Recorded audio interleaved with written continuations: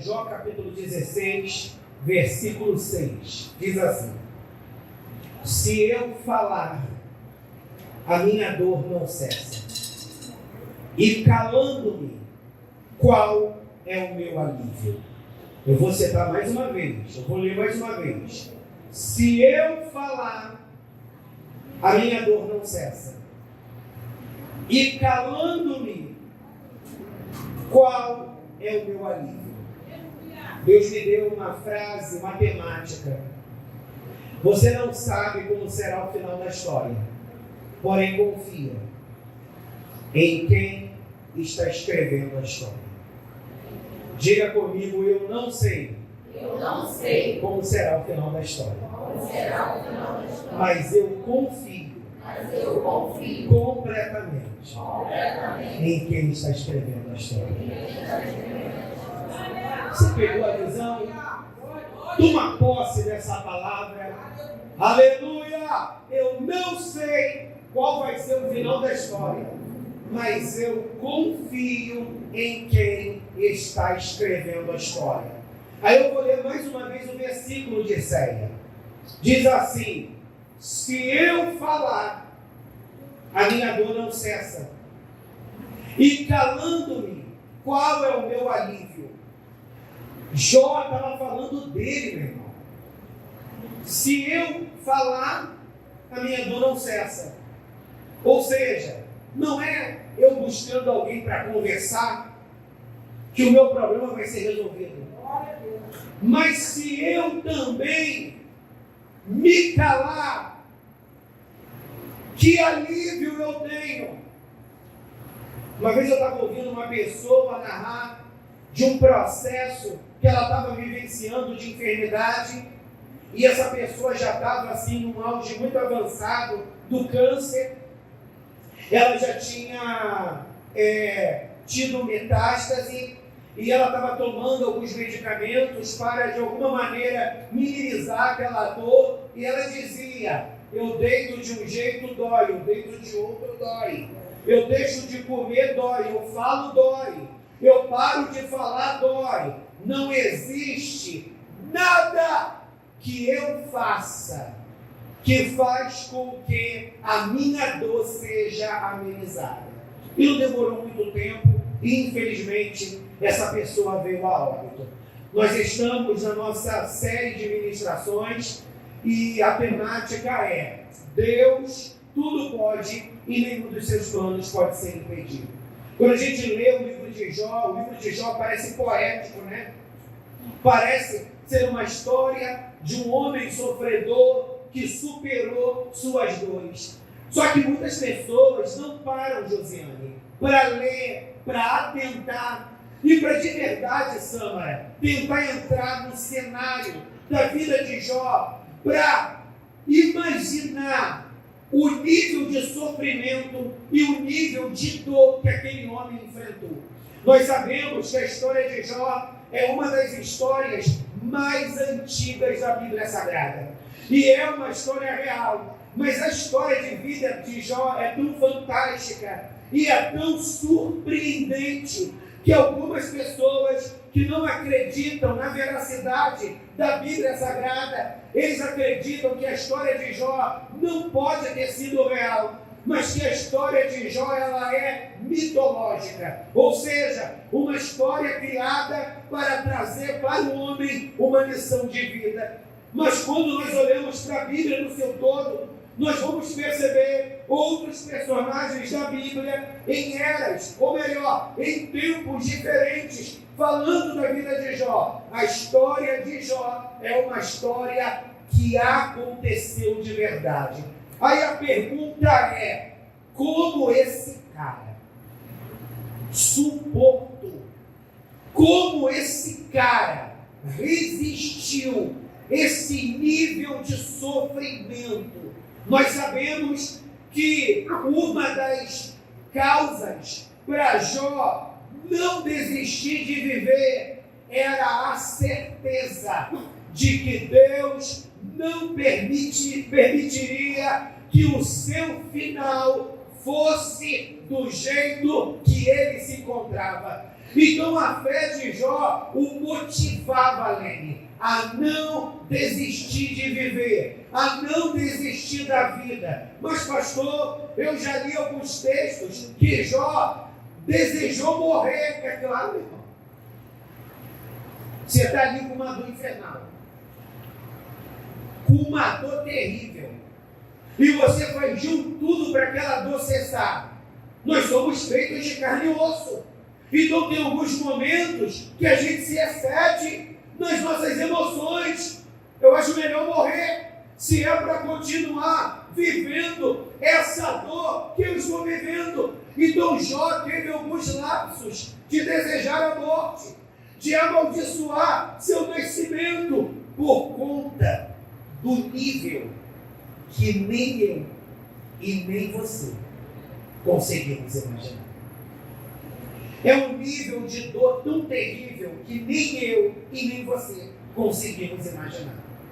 Quando nós olhamos para a história de Jó, só para a gente fazer aqui uma síntese, para você entender, você que está aqui nos visitando e não conhece muito bem a palavra de Deus, Jó ele era um homem crente, um homem que servia ao Senhor, um homem que entregava as suas ofertas, um homem que buscava a Deus pela sua casa, porque seus filhos não eram cristãos. Então Jó tinha um cuidado de buscar a Deus, para que Deus poupasse, para que Deus livrasse, para que Deus guardasse seus filhos, porque Jó, ele tinha um desejo no seu coração, de até o final dos seus dias, gozar daquilo que ele estava vivendo. Jó, ele era um homem rico, ele era como um prefeito dentro da sua cidade, ele atendia a necessidade dos necessitados, ele era um cara que tinha uma influência política, ele tinha muitos amigos, ele tinha muitas riquezas, e a riqueza de Jó não era algo que ele usava apenas para ele mesmo, mas Jó também usava a sua riqueza para abençoar a vida de multidões de pessoas. Então nós vemos Jó um homem completamente generoso. Nós vemos em Jó um homem completamente entendendo a visão do reino de Deus, porque a visão do reino de Deus é dar de comer a quem tem fome, dar de beber a quem tem sede. Essa também é uma visão de reino de Deus. De repente você vem para a igreja, dá glória, dá aleluia, fala em mistério, está envolvido em alguma área dentro da igreja, e você pensa que ser cristão é somente isso. É isso e mais um pouco. Então Jó, ele era um cara aparentemente impecável. E diz a Bíblia que Satanás se apresenta, aleluia, diante do Senhor, e Satanás diz: olha, Jó é um homem justo, Jó ele é um homem reto, Jó ele é um homem íntegro e que se desvia do mal, é óbvio. Jó, ele tem respaldo para ser tudo isso. Tu cercou Jó de tantos favores, tu cercou Jó de tantas bênçãos, que ser quem ele é muito fácil. E Deus falou para Satanás, porque Satanás disse para Deus: eu quero ver se tu permitir que um grande mal venha sobre a vida de Jó. Eu quero ver se Jó perder tudo isso. Quem está entendendo diz amém. Amém. Amém. Aleluia! Eu quero ver se Jó perder tudo isso, se ele vai continuar crente. E diz a Bíblia que Deus permitiu que Satanás tocasse na vida de Jó. E todos nós, ou uma boa parte de vocês, sabe o que aconteceu. Deus permitiu que Satanás tocasse na vida de Jó, não só na vida de Jó, mas em tudo aquilo que girava em torno da vida de Jó. E ele perdeu a saúde, ele perdeu a compreensão da mulher. Todos os seus filhos morrem por conta de um desastre natural. Todos os seus filhos morrem, e diz a Bíblia que os amigos de Jó o abandonaram. E o discurso que foi propagado naquela cidade, naquela época, era que Jó era uma fraude, que Jó não era nada daquilo que ele aparentava ser. Ou seja, quem Jó era de verdade? Alguém que vivia no erro. E Deus decidiu arrancar a máscara de Jó. E quando Deus decide arrancar a máscara de Jó, todo o mal vem sobre a vida de Jó. Então, na realidade, qual era a visão acerca de todo o mal que Jó estava experimentando? Deus está te castigando. Quem entendeu diz amém. Amém.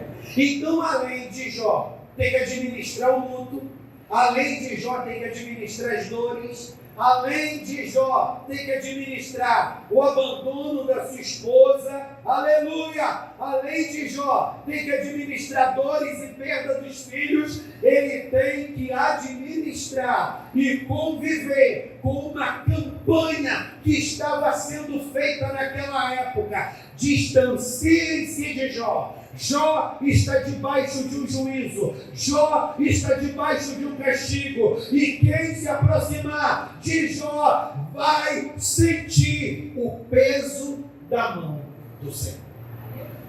Eu quero ler alguns versículos para fazer você entender as emoções de Jó. Quando a gente lê esse versículo, se eu falar, a minha dor não cessa, e calando-me, qual é o meu alívio? Porque quando todo mundo começou a fazer campanha para dizer que Jó estava em pecado e que ele iria morrer caso ele não se arrependesse, Jó começou a se defender. Então, capítulo 16 é Jó, de alguma maneira, se defendendo, das acusações dos seus amigos. Aí Jó, aleluia, entendeu, porque um dos seus amigos disseram para Jó, amigos, entre aspas, disseram para Jó, Jó, cala a boca,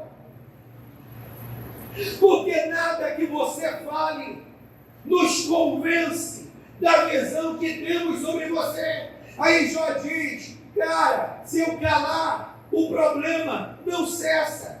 E eu continuo falando e não obtenho alívio. Aí nos versículos mais abaixo, o que Jó diz? Deus me colocou nisso. Só que quando Jó dizia, Deus me colocou nisso, o que o povo dizia? É a maneira de Jó justificar o seu pecado. Está conseguindo entender, Renato? Aleluia! Quando Jó dizia, foi Deus que me colocou nisso, o que o povo entendia? Não, é uma desculpa de Jó. Aleluia! Ele está querendo fugir da responsabilidade. Mas eu quero que você entenda, nem sempre vão entender os processos que nós passamos. Nem sempre as pessoas compreenderão os processos que a gente está passando. Agora, você precisa entender, a régua que você se mede não é a régua da sua razão. A régua que você precisa medir a sua própria vida é a régua da palavra. E a palavra vai mostrar para você se o que você está passando é uma prova, ou se o que você está passando é fruto de decisões erradas e de escolhas erradas que você fez ao longo da tua vida. Se é prova, Deus está no comando dessa tempestade. E na hora certa, Ele vai acalmar vento e Ele vai acalmar mar. Agora, se a régua que você está sendo medido está fazendo você entender que você precisa se consertar, abra o teu coração nessa noite. Para de agir com resistência, arrependa-se, porque a Bíblia diz que aquele que se arrepende alcança misericórdia. Você pode glorificar ao Senhor?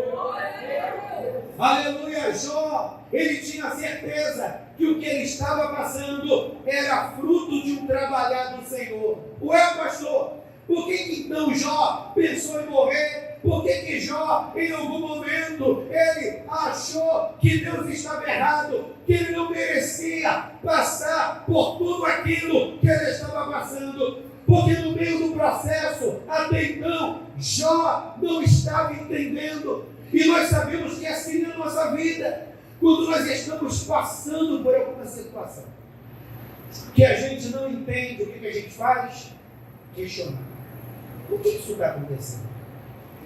E existem certas coisas que mesmo que você questione, você não vai ter resposta naquele primeiro momento. Mas isso não significa que Deus é uma fraude, ou que Deus não exista. Isso significa que Deus é soberano e Ele sabe o que está fazendo. Amém, José? Está morto. Aleluia! Domingo, não, quando foi sábado, eu vi uma coisa na rede social e aí ele estava até comentando comigo. Eu acho que muitas pessoas aqui conhecem o pastor Matusalém, um amigo meu pessoal. Ele já veio pregar aqui na igreja algumas vezes e o Matusalém tem 2 filhos e os 2 filhos do Matusalém é casado. A menina é casada e o menino, que é o mais novo, também é casado. E a esposa do filho mais novo do Matusalém, ela deve ter seus 26 anos de idade. Uma jovem cheia de vida. Uma jovem talentosa. Cheia de funções na igreja. Josi. Louvado seja Deus. Ele até falou que ele tem amizade mais próxima com essa menina. Era uma menina que parecia que esse ano de 2025 seria o ano dela. Ela estava bombando na terra dos viventes. Ela faleceu há uma semana antes do falecimento dela. Ela chamou pelo aplicativo um Uber Moto. E a gente tem que tirar lições dos acontecimentos. A gente precisa aprender. Amém? Tudo na vida é um aprendizado. Ela chamou o Uber Moto, né? Amém? Para levá-la de um lugar para o outro. Quando aí o Uber Moto a levou para um lugar determinado, quando chegou naquele lugar, parece que o Uber Moto, quando parou a moto, ele se desequilibrou na hora de parar a moto. Que nem uma sexta-feira dessas aqui aconteceu comigo, o Uber Moto quase subiu o treco. Calma, rapaz! Quase subiu ali, quase que ele caiu ali. E esse rapaz, o rapaz se desequilibrou e, em suma, caiu o rapaz da moto e caiu ela também. Ela bateu com a cabeça, mas parece, naquele primeiro momento, Laís, que ter batido com a cabeça não foi uma coisa tão grave assim. Ela deu um jeito na perna, ela não conseguiu se levantar, tiveram que levantá-la, amém? E levaram ela para casa, e uma das coisas que ela mais reclamava não era de dor na cabeça, era do mau jeito que havia dado na perna. No dia seguinte ela começa a passar mal, porque ela começa a convulsionar, e isso é muito grave. Ela começa a convulsionar e ela é levada para o hospital. E ela fica uma semana no hospital. Voltava, tomava medicamentos, ela conseguia voltar à lucidez. Os medicamentos deixavam de surtir efeito, né? Ela começava a entrar em convulsão, não conseguia ficar na cama, não conseguia ficar em pé, e ela se tornou um perigo para ela mesma. Ela ficou uma semana no hospital e ela veio a óbito. E domingo veio o sepultamento. Uma jovem de 26 anos. Aí a gente estava até conversando no domingo, né, com a Eliane.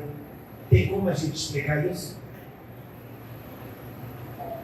Aí as pessoas que não têm muito conhecimento da palavra de Deus, e às vezes até a gente, aleluia, que tem conhecimento da palavra de Deus, um momento assim de revolta, não com relação a Deus, porque nós sabemos que Deus é o Senhor, mas um lapso, Beto, de revolta com a vida. Meu Deus, tem tanta gente peste por aí, tem tanta gente problemática por aí. Aí vai morrer, não estou dizendo que esse pensamento seja correto, mas perdão, Deus me perdoa. Mas eu tenho certeza que eu não sou o único que já pensei assim. Quem está comigo diz amém? Amém. Toda gente raçadura por aí. E uma menina tão legal. Aí eu pus a minha mão à boca, Jesus me perdoa. Momento de extravagância. Me perdoa, porque eu não entendo. Mas tu sabe. Tu sabe. De repente chegou o tempo dela. Ela chegou, eu não queria morrer. Bendito seja o Senhor. Aleluia. Então tem coisas que fogem da nossa alçada. Então quando o Jó, ele tenta se defender, ele vê que não surte efeito, porque as pessoas não estavam abertas para entender e para ouvi-lo, porque para todas as pessoas Jó estava em pecado, mas ele tinha plena convicção de que Deus era na vida dele e de que na hora certa alguma coisa iria mudar para aquela realidade ali que ele estava vivendo. Rapidinho, capítulo 17, você precisa abrir, senão você não vai entender.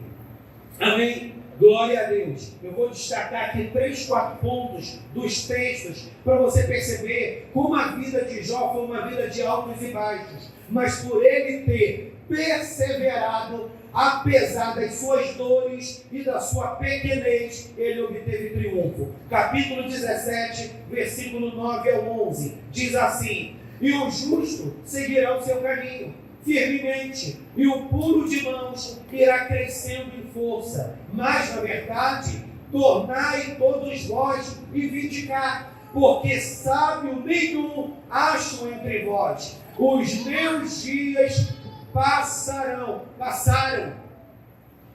e malograram-se os meus propósitos, as aspirações do meu coração. Ou seja, o que já estava dizendo? Não tem sábio nenhum em nosso meio, porque se tivessem sábios em nosso meio, entenderiam que o que eu estou passando, só Deus poderia estar permitindo que eu viva isso, porque Satanás não é mais poderoso que Deus. Então, se Deus permitiu que o mal chegue até mim, Ele tem um propósito. Jó estava dizendo, eu estava vivendo a vida de uma maneira, eu estava cheio de propósitos e planos, e mediante este acontecimento, Deus frustrou todos os teus planos. Eu acho que todos nós, em algum momento da vida, se viu assim. Cara, agora eu vou bombar com esse emprego. Agora ganhando esse dinheirinho, a coisa vai fluir e eu vou conseguir fazer o que eu quero. Agora eu estou sentindo que o tempo está favorável. Agora a coisa vai bombar, agora a coisa vai fluir, agora a coisa vai dar certo, Renato. E daqui a pouco, tudo se desmorona. Jó estava dizendo isso. Eu estou vivendo uma frustração, porque eu pensei, minha vida estava linear, e eu pensei que seria assim, mas de repente, Deus fez uma confusão na minha vida, e eu já não sei mais o que devo fazer. A única coisa que está clara dentro do meu coração é que Deus é o Senhor da minha vida. Diga comigo, Deus é o Senhor da minha vida. Deus é o Senhor da minha vida. Diga com mais convicção, Deus é o Senhor da minha vida. Deus é o Senhor da minha vida. Aí eu coloquei essa frase: planos frustrados. Pensou que a vida seguiria numa direção e seguiu outra. Deus mudou a rota. Aí está lá um jovem, porque se ela tem 26 anos, ele deve ter essa faixa etária. Eles têm um bebê, uma criança. Louvado seja o nome do Senhor. Eles imaginariam, aleluia, que a vida deles ia virar de pernas para os ares. Mas uma coisa é fato: se esse menino é alguém centrado, ele vai sofrer, vai viver um momento do luto, mas ele vai sair desse processo mais forte. Porque existem coisas que a gente só, aleluia, começa a perceber o valor delas quando você de verdade passa por um processo. É que nem a nossa saúde. Você está aí bombando na terra de vivente. Pá. E você nem percebe quão valiosa é a tua vida. Aí daqui a pouco, Paulo, a coisa começa a decolar. Uma dor aqui, uma dor ali, uma pressão alta, um desmaio, o olho fica virando. Jesus, eu preciso cuidar da saúde. Eu preciso cuidar da saúde. Então você, às vezes, como eu, nós só nos despertamos quando de verdade alguma coisa traz um baque. Mas acalma o teu coração. Você pode ter perdido o controle, mas Deus nunca perderá o controle. Jó, ele perdeu o controle da vida dele. Aleluia, a vida de Jó era uma vida segura. E daqui a pouco, Leme, a vida de Jó ficou marcada por incertezas ali. Jó não sabia o que seria do amanhã dele, Estela. Ele estava vivendo uma plena incerteza. E para a gente, ser humano, Samara, viver uma vida incerta, Laís, é angustiante. Sabe por quê, Josiane Maria? Nós queremos ter o controle da história. Então a gente quer ter tudo controladinho ali, né? Aleluia! Recebo no dia 10, já sei o que eu vou fazer com esse dinheiro. Aleluia! Nós queremos ter o controle. E quando as situações fogem do nosso controle, a sensação que a gente tem é de incerteza. E essa sensação de incerteza é angustiante. Só que Jó cria que ele estava na palma das mãos do Senhor. Vamos ver no outro texto, e a situação vai ficando mais forte. Capítulo 19. Capítulo 19, eu vou ler, amém? Porque é muito forte. Respondeu, porém, Jó e disse: até quando entristecereis a minha alma e me quebrantareis com palavras? Olha só, já 10 vezes me envergonhastes. Vergonha não tendes de contra mim vos endurecerdes, embora haja eu, na verdade, errado, comigo ficará o meu erro. Se deveras vos levantais contra mim e me arguis pelo meu opróbrio, que é pecado, sabei agora que Deus é que me transtornou e com a sua rede me secou. Eis que clamo violência, mas não sou ouvido. Grito socorro, mas não há justiça. O meu caminho, ele entrincheirou e não posso passar. E nas minhas veredas pôs trevas. Sabe o que Jó estava dizendo, Michele? Por 10 vezes vocês me expuseram publicamente, falando mal de mim, dizendo que eu estou em pecado, e ao mesmo tempo eu grito: Deus, estão fazendo violência contra mim, estão fazendo mal contra mim, e Deus parece que está ignorando que eu estou gritando. Aí Jó diz: Deus me cercou, de modo que eu quero fugir, eu quero sair dessa situação, mas eu não consigo. Aí eu voltei: queixa-se dos amigos que, ao invés de acolhê-lo, o critica. Ou seja, Jó estava fragilizado. E às vezes nós temos hábito de nos solidarizar com alguém que sofre. Porque uma vez eu vi uma fala de Leandro Carnal, e é verdade, às vezes é muito mais fácil a gente se solidarizar com alguém que está sofrendo do que a gente se alegrar, Beto, com alguém que está prosperando. Que isso, pastor? É verdade. Porque tem gente que é invejosa.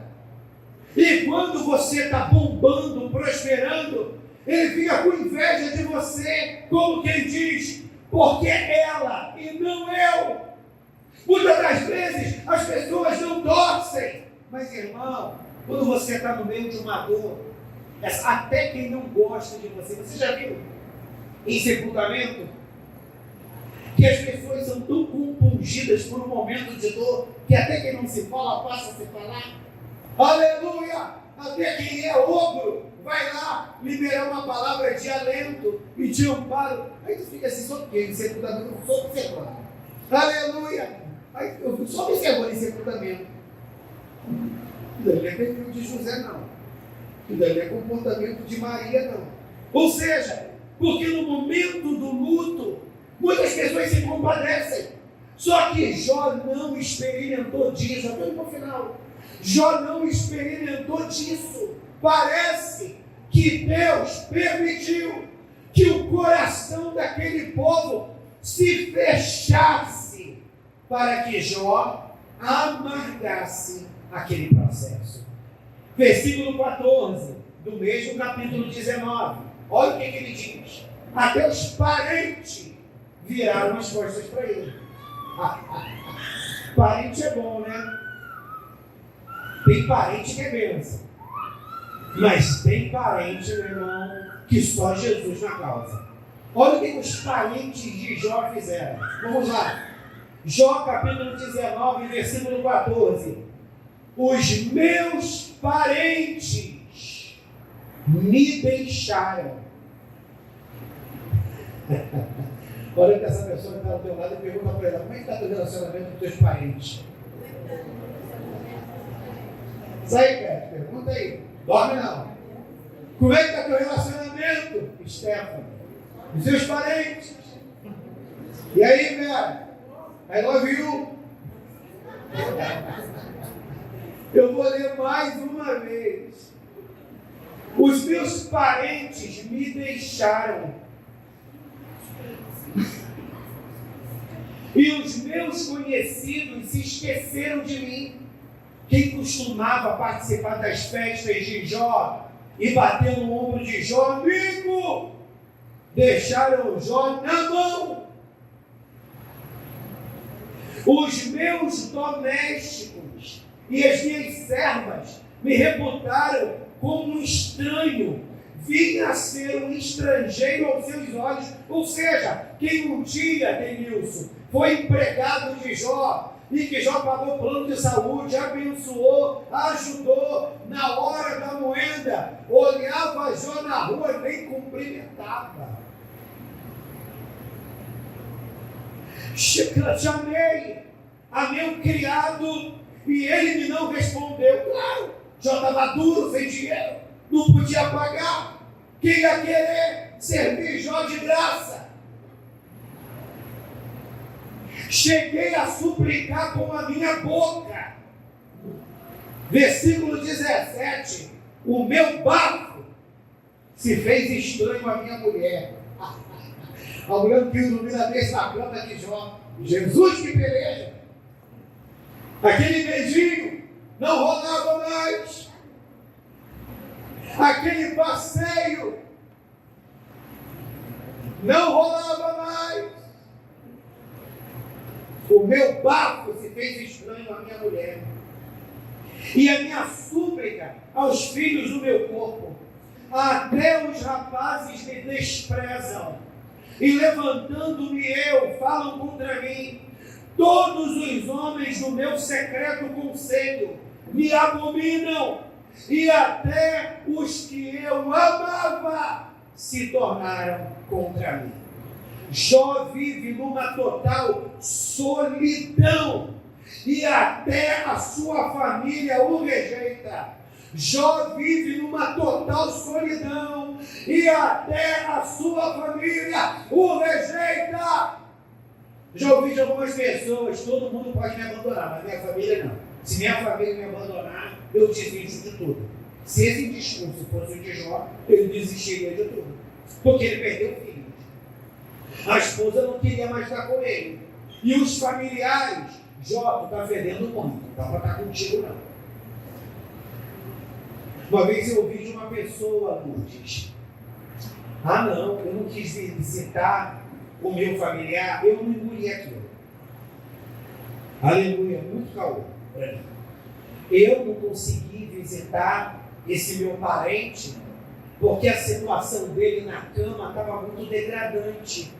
E todas as vezes, e se eu fosse visitar aquela pessoa, ele ia me fazer muito mal. Mas é nesse momento que seu familiar está precisando de você. É nesse momento que seu familiar está precisando de você. Então você, meu irmão, pede a Deus estrutura e vai ajudar o seu familiar. É que nem os filhos. Não honra os pais, não faz bem para os pais, e depois os pais morrem, quer se jogar no caixão. Aí eu fico só olhando. Hipocrisia pura, né? Deus nos convida a ser instrumento de bênção para quem está precisando. Jó, ele estava passando por um processo que era uma provação de Deus. Jó, ele não era um cara que estava gozando de saúde. A Bíblia diz que Jó ficou esquelético. Ele ficou magro. A Bíblia diz que Jó estava cheio de ferida no corpo. Aquela ferida gerava uma coceira que ele não conseguia coçar com a unha, porque estava todo cheio de ferida. Então Jó pegou cabo de telha para coçar. Jó, ele era alguém que estava fedendo como um defunto em vida. Então esse camarada, ele estava, irmãos, com a sua autoestima lá embaixo. Porque pensa comigo, Beto, Jó era rico. Você acha que ele usava o quê? Esse perfume, mequetrefe, por aí? O shampoo que ele colocava no cabelo era mequetrefe? Não, meu irmão. Jó andava bem vestido, perfumado, com as melhores vestes, e de repente ele perde tudo. Jó não era um mendigo com um quadro de esquizofrenia que vive lá no centro de Bangu fedendo. Jó, ele era alguém que antes desse processo gozava de saúde e de repente ele perde tudo. Aí você está aí, essa palavra é para mim também, né? A espada corta em mim, aí você está aí. Deus, estou revoltada, porque o dinheiro não está dando para pagar minha conta. Deus, eu estou com raiva, porque meu carro esfrigalhou. Deus, vou te abandonar, hein? Acabei de ser mandado embora e não gostei. Aprenda a valorizar a vida. Aprenda a valorizar a vida. Coisas materiais, José, elas vêm e vão embora. Agora tem coisas, meu irmão, que uma vez perdida, você não recupera mais. Se alguém perguntar para mim, pastor, você quer ser rico? Se Jesus quiser me fazer rico, eu vou adorar ele. Aleluia! Vou curtir muito, mas vou abençoar muito a obra, porque Deus conhece o meu coração. Com pouco eu abençoo a obra. Agora, eu vou ficar preso nisso? Não, Stephanie. E se Deus não quiser que eu seja rico? Essa menina que morreu no domingo, ela conseguiu acumular riquezas? Não. A vida. Irmãos, isso pode acontecer com qualquer um de nós. Isso pode, Renata, acontecer com qualquer um de nós. Um domingo de ceia, minha mãe liga para mim e diz: Henrique, estou me sentindo muito mal, estou com muita dor de ouvido, porque antigamente a ceia era à noite. Aleluia! Não vai dar para eu vir de Jardim Paraíso para ir dormir, para ir para a ceia, não, vou para casa. E eu lembro até hoje, eu tenho esse áudio até hoje, esse Lucas guardado. E eu falei assim, não mãe, vai para casa, você não está se sentindo bem? Vai para casa, pode ir para casa. Aleluia! Foi a última vez que eu falei com a minha mãe.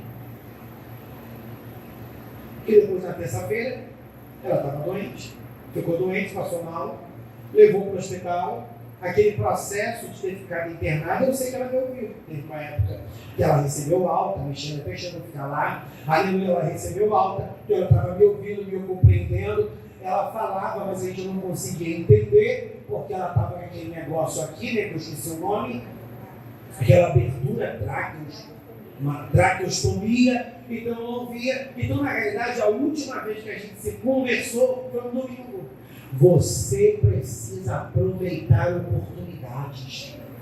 Essa oportunidade sua pode ser a única, eu não estou a última, eu não estou aterrorizando. Essa é a realidade. É uma coisa que ele me falou. Gente, essa menina recebeu um montão de cargo para exercer na igreja. Mal ela sabia que aqueles cargos que ela recebeu foi simplesmente para honrá-la, para ela perceber que Deus confiava no seu potencial. Mas Deus decidiu quebrar o script e dizer: vem para cá, filha minha, eu quero você nos meus braços.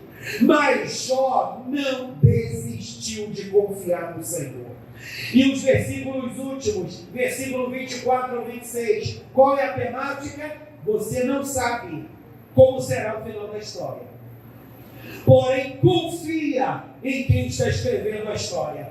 Eu não sei qual vai ser o final da minha história, mas eu confio em quem está escrevendo a minha história. Aleluia! Existe um texto que Paulo libera para Timóteo, e o texto é mais ou menos assim: eu sei em quem eu tenho crido, e eu sei que Ele é poderoso para guardar o meu depósito até aquele dia. Versículo 24 ao 26, e aqui a gente fecha, capítulo 19.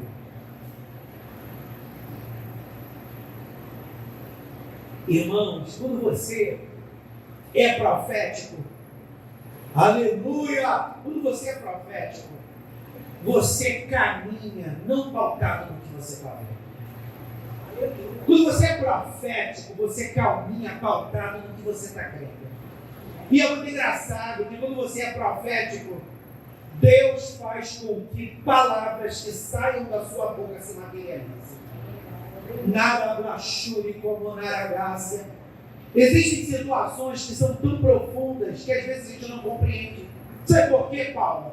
A Bíblia diz que o homem natural, ele não compreende as coisas do Espírito de Deus, Estela. Porque para o homem natural as coisas de Deus parecem loucura. Não é loucura do Luciano Huck, não. É loucura mesmo. Mas a Bíblia diz que o homem espiritual, ele discerne bem tudo.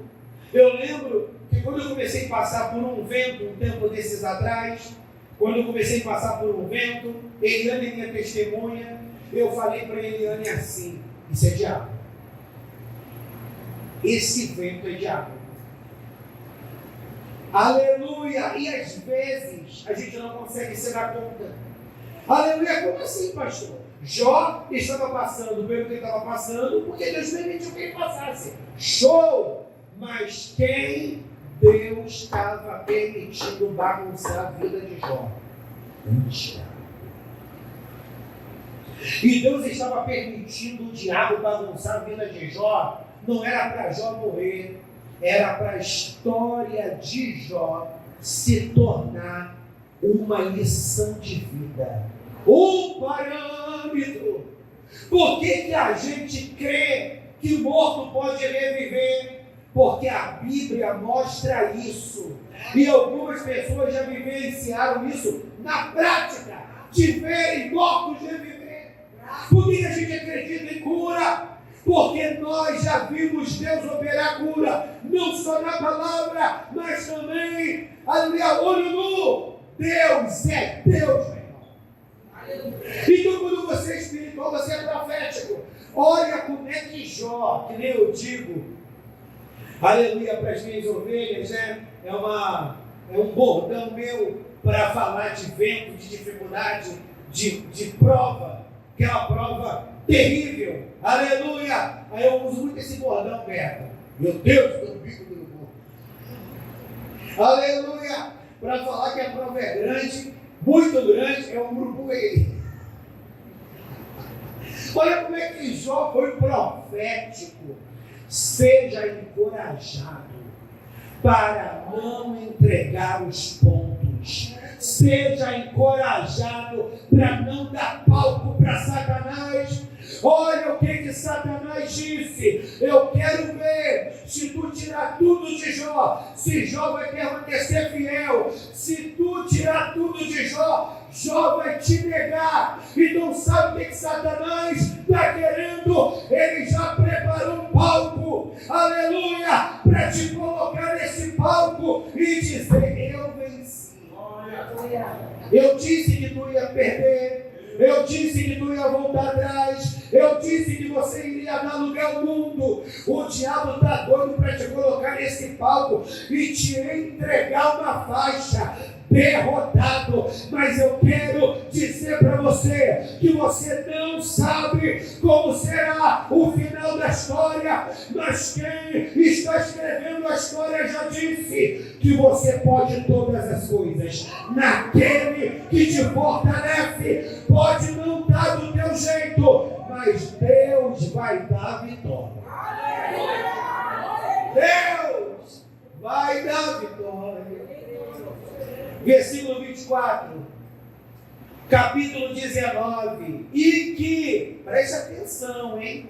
E que com pedra de ferro e com chumbo para sempre fossem esculpidas na rocha, porque eu sei que o meu Redentor vive e que por fim se levantará sobre a terra. Vou ler mais uma vez o versículo 24 para você entender. O 23 eu acho que vai trazer mais clareza. Pega aí, Laís. Quem me dera agora que as minhas palavras se escrevessem. Quem me dera que se gravassem num livro, Josi. Sabe o que já estava querendo dizer? Tudo isso que eu estou vivendo tem que ser registrado. Aleluia! Tudo isso que eu estou vivendo tem que ser registrado. Porque um dia, se eu contar, vão dizer que eu não vivi nada disso. Vão dizer que não foi desse jeito, que eu exagerei. Agora sabe por que Jó disse? Tudo que eu estou vivendo tem que ser escrito. Porque Jó tinha uma certeza. Eu sei que o meu Redentor vive e que por fim se levantará sobre a terra. E depois de consumida a minha pele, ainda em minha carne, verei a Deus. Sabe o que já estava dizendo, Vera? A minha carne está sendo consumida. Mas antes de eu morrer, Deus vai manifestar a glória dele na minha vida, para que todos saibam que a mão do Senhor fez isso. Que você saia daqui crendo, meu irmão, tem um propósito nesse sofrimento. Aí eu escrevi: Jó declara que ainda em vida veria a mão do Senhor. Sua história viraria notícia. Se coloque de pé. Se coloque de pé, príncipe. Planos frustrados. Pensa que a vida seguiria numa direção e de repente seguiu outra. Viveu a fase de queixar-se dos amigos, que ao invés de acolhê-lo, só vivia o criticar. Viveu a fase da total solidão, até a sua família o rejeitou, mas Jó se manteve crendo. Eu ainda vou ver a mão do Senhor, e a minha história vai virar notícia. Irmãos, a gente não sabe quem escreveu o livro de Jó. Mas todos nós sabemos que Deus mudou o cativeiro de Jó. Quando Deus se revela para Jó, e Jó disse: Senhor, eu não quero mais ficar te questionando. Senhor, eu não quero ficar mais me lamentando. Senhor, eu coloco a minha mão na boca e eu quero te adorar. Quando Jó começou a adorar, poxa, pastor, eu estou adorando. Será que você está adorando do jeito que você tem que adorar? Ou você está adorando porque está vendo alguém adorar? Ou porque você está adorando porque o ambiente é favorável? Aleluia, o desafio da adoração é entregar o sacrifício. E sacrifício é renúncia aberta. É aquele momento que você não quer estar aqui. É aquele momento que você não quer adorar, Ana. É aquele momento que você não quer orar. É nesse momento que você deve entregar o sacrifício. E quando Jó fez isso, Deus mudou a sua sorte. Deus mudou a sua sorte. Eu preguei lá em Jardim Paraíso. Em breve essa mensagem vai estar no canal. Eu preguei lá em Jardim Paraíso em cima de Jó, mas atentando para outras questões. E eu expliquei como, com riquezas de detalhes, Deus mudou o cativeiro de Jó. Pastor, eu queria tanto saber. Leia o capítulo 42. Deus mudou o cativeiro de Jó. Coloque a mão na sua cabeça. Deus já tem um caminho aberto pelas águas, faz romper muitas fontes em meio ao deserto. Haverá nuvens que trazem chuva de bênçãos.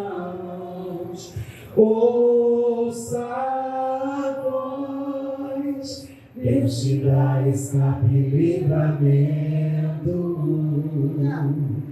Deus já tem um caminho aberto pelas águas, faz romper muitas fontes em meio ao deserto.